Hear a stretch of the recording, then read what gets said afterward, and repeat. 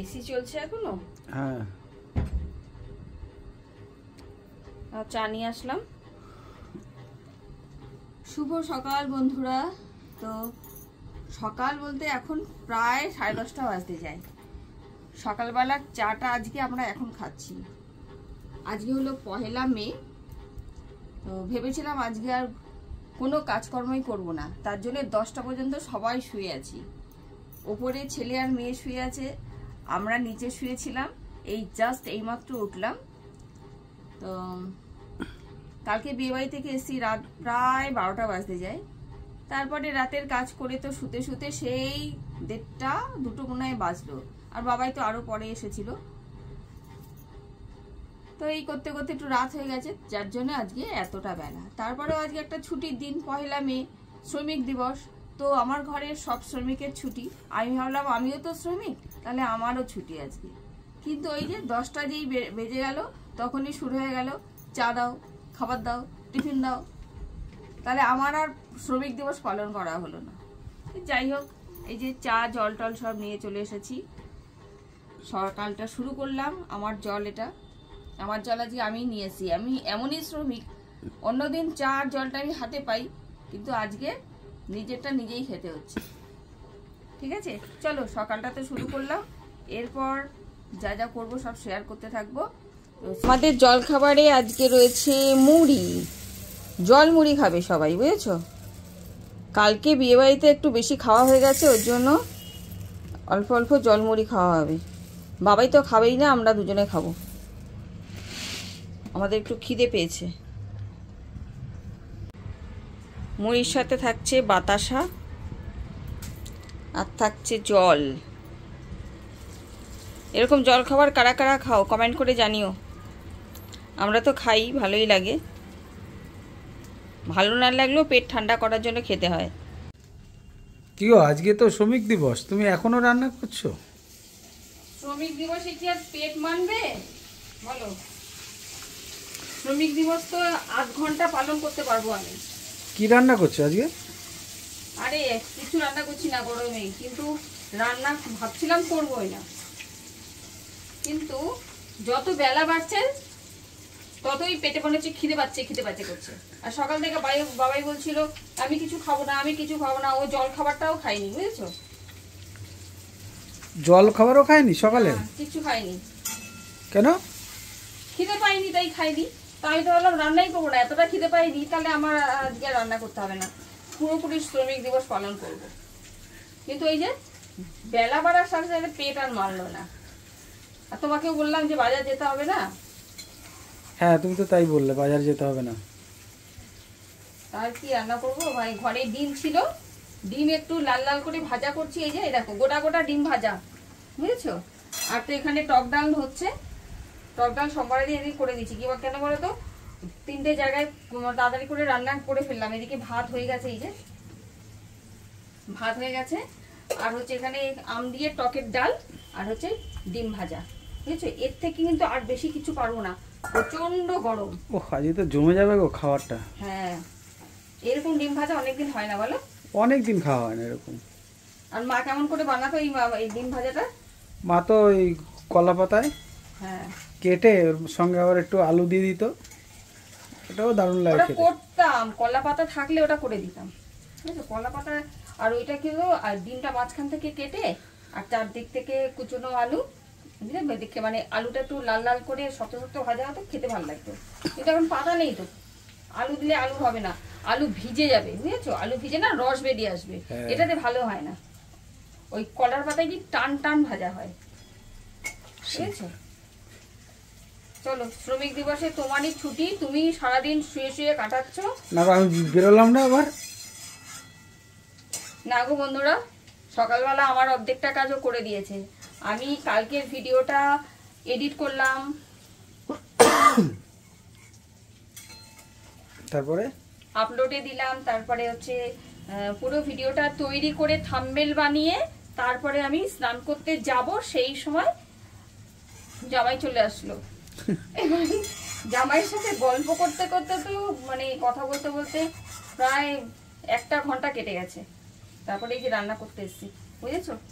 স্নান করলাম আর তুমি তো পুজো দিয়ে দিয়েছো, যার জন্য আজকে আরো সুবিধা হচ্ছে, তাড়াতাড়ি হয়ে গেছে কাজকর্মগুলো। হ্যাঁ, তুমি ওই জন্য করছিলে বলে আমি ওই জন্য পুজোটা দিয়ে দিলাম। আরে এটা কি বলে তো, ওহ,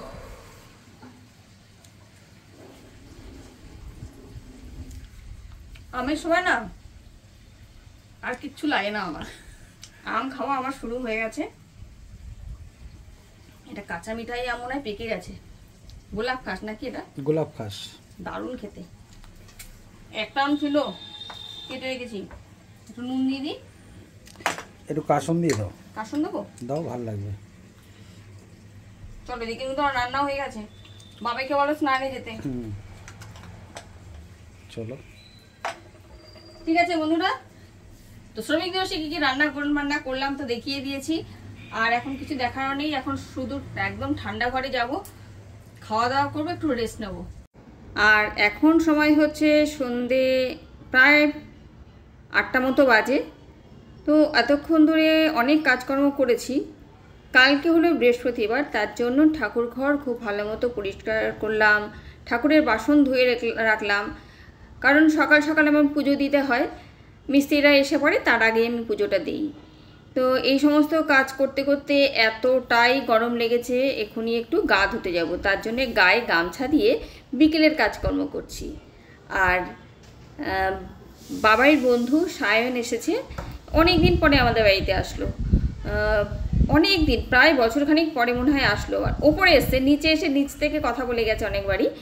তো ওর জন্য ভাবলাম যে একদম গরমের মধ্যে এসছে, ওকে একটুখানি ঠান্ডা দিই। আর একটু চিপস কুরকুরে এই সমস্ত ছিল, ওইগুলো একটু গুছিয়ে দিলাম, তার সাথে একটু মিষ্টি তাও দিলাম। কিন্তু বেচারার হঠাৎ করে সুগার ধরা পড়েছে, প্রেশার ধরা পড়েছে, বেচারা কিছুই খেলো নাই আর কি। ওই একটু কোল্ড ড্রিঙ্কস খেলো, আর আমার মানে সম্মান রাখতে একটা রসগোল্লা খেয়েছে। বলছে কাকিমা আমরা না এখন একটু বাইরে যাব, একটু বাইরে গিয়ে একটু খাওয়া দাওয়া করবো, অনেকদিন বেরোনো হয় না। তাহলে ঠিক আছে যাও তোমরা, আর কি করব, আমিও বিকেলে একটু বেরোনোর দরকার ছিল। এদিকে মেয়ের প্রজেক্ট নিয়ে চলে এসেছে, তো সেই প্রজেক্টটা ওকে একটুখানি দেখিয়ে দিচ্ছি। আমি একদমই করে দেব না, ওকে একটু একটু দেখিয়ে দেব। একটা রুমালের মধ্যে কতগুলো স্টিচ আমি ওকে দেখিয়ে দিচ্ছি, যেমন বখেয়া, রান, তারপর হচ্ছে চেন, গিট ফোর, এইগুলোর স্কুল থেকে দিয়েছে।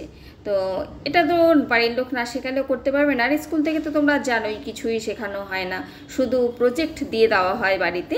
আর একদিকে ভালো হয়, বাড়ির লোকের একটু ঝালিয়ে নেওয়া হয় আর কি। তো সুন্দর করে ওকে শিখিয়ে দিয়েছি, আর খুব ইন্টারেস্ট লাগছিল ওর শিখতে।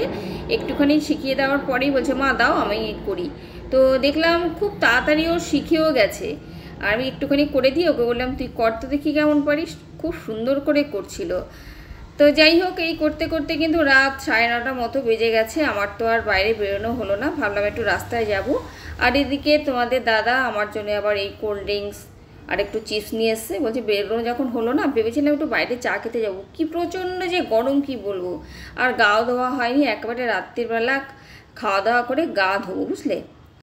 দেখা হচ্ছে তোমাদের সাথে ডিনার টাইমে, সময় হচ্ছে রাত 11:45।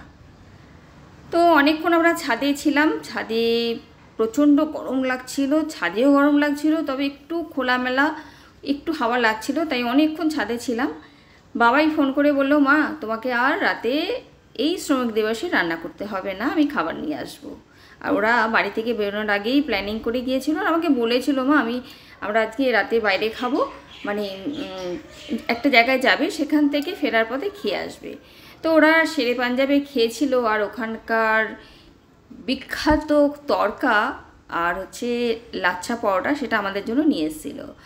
আর খাবারটাও কিন্তু আমি বাড়ছি না, আজকে আমি মানে আধা শ্রমিক দিবস পালন করছি, খাবারটা তোমাদের দাদা বাড়ছে। আর তরকারিটা না দারুণ দারুণ দেখতে হয়েছিল, বুঝেছো, খেতে সেই রকম হয়নি, তবে দেখতে দারুণ ছিল, বেশ সাইড থেকে লাল লাল তেল বেরোচ্ছিল। তো এই গরমে এটা খেলে কি হবে আমি জানি না, তবে ভীষণ দেখতে ভালো লাগছিলো, তো তাই আমরা খেয়েছিলাম। তো একটা করে রুটি আমরা নিয়েছি, 5টা রুটি নিয়েছিল, যেটা একটা খাওয়া আমার পক্ষে সম্ভব নয়। যাই হোক, রাতের ডিনারটা তো মোটামুটি ভালোই হলো, খেতে খেতে সিনেমা দেখতে দেখতে রাত 12:30 বেজে গেছে। আর তাহলে আজকের ভিডিওটা আমি এইখানে এন্ড করে দিচ্ছি, আর দেখা হচ্ছে তোমাদের সাথে আবার একটা নতুন ভিডিওতে। তো তোমরা সকলেই ভালো থেকো, সুস্থ থেকো। আর আমার ভিডিও যদি তোমাদের ভালো লেগে থাকে তাহলে অবশ্য করেই একটা লাইক দিয়ে যেও, আর পারলে নতুন বন্ধুরা সাবস্ক্রাইব করে নিয়ে সঙ্গে থেকো।